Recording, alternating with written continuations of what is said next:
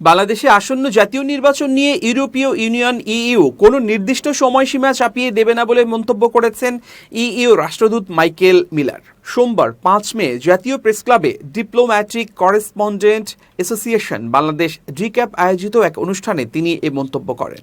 Michael Miller বলেন, EU একটি আন্তর্জাতিক মানের অংশগ্রহণমূলক ও স্বচ্ছ নির্বাচনী পরিবেশ তৈরিতে সহযোগিতা করতে চায়। জাতীয় নির্বাচন কবে অনুষ্ঠিত হবে তা একান্তই বাংলাদেশের জনগণ এবং সংবিধান অনুযায়ী নির্ধারিত বিষয়। আমরা কারো উপর কোনো নির্দিষ্ট সময়ের মধ্যে নির্বাচন আয়োজনের চাপ দেব না।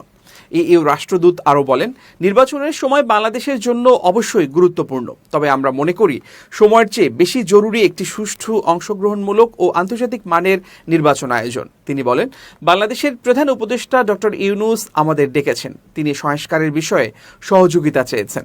চলমান সংস্কার কার্যক্রমে সমর্থন রয়েছে আমাদের। নির্বাচন কমিশনের সঙ্গে আমরা কাজ করেছি। আমরা রাজনৈতিক দলগুলোর সঙ্গে বৈঠক করেছি।